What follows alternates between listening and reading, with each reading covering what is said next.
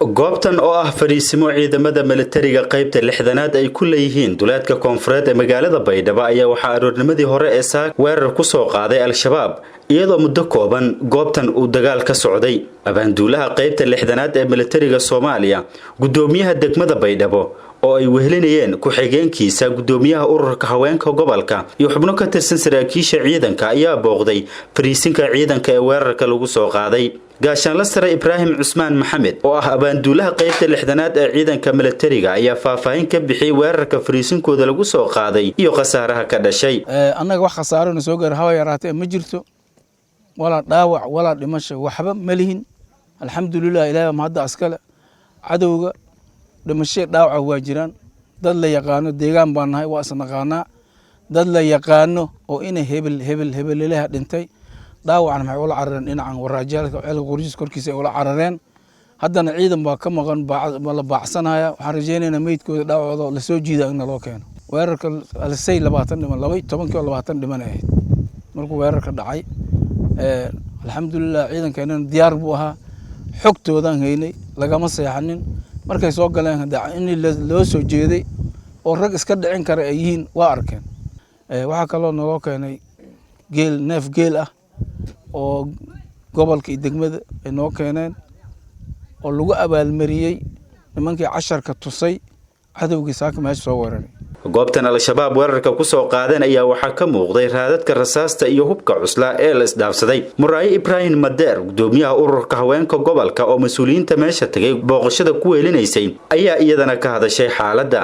geek ma inta ku dhiiday iyadoo habadii socod shacabka meel ku maral waay baawrti technic gurmud ka hay shacabka meel ha ku maraan waay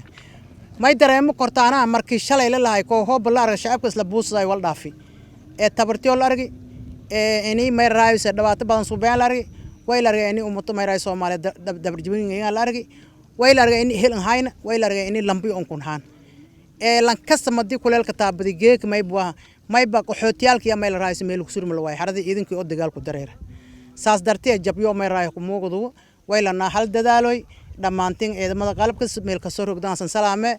gudoomiyaha degmada Baydhabo ahna duqa magaalada Xasan Macalin Axmed Biikole ayaa ciidamada iyo wasaaradda gaashaandhigga ee xukuumadda Soomaaliya waxa uu kula dardaarmay in deegaanada gobolka gaar ahaan ku hoos yimaada magaalada Baydhabo laga xoreeyo al-shabaab isagoona maamulkiisa ciidamadii weerarka lagu soo qaaday ee xalay iska caabinta sameeyay u hadiideeyay hal neef oo geel ah ciidankaas waa ciidan loogu talagalay in cadowga ka difaacaan dalka marka kuwan waa cadow waay cadow soo weeraray shacabkii iyo dalkii inay dhibaateeyaan in muddo ay ku macaasheen waay sidaa daraaddeed waxaa laga rabaa difaac adag 30 kilomitir bay noo jiraan saldhigooda ku yaala maxaa la yidhahdaa tuulo la yidhaahdaa wafguud shabeelle bay fadhiyaan oo dadkayga waxbarashadii iyo mashaariicdii iyo amniga iyo caafimaadka loo diida way fiirsan ma dhici karta waxaan qabaa anigu waa in lagu talagala in la qabto tuulooyinka ay haystaan nimankan oo wasaaradda gaashaandhigga maxaa la yiraahdaa waxa la kaashataan oo halkan wax u joogtaan in dadkan ka horeeysan adowgan ciidanka militariga wax ka dhintay oo meeshii waa laga qabsay maan maqalin faa'iido weyn bay noo hayd arinta farxadeeda ayaan neef geel u dhiibnay ciidanka in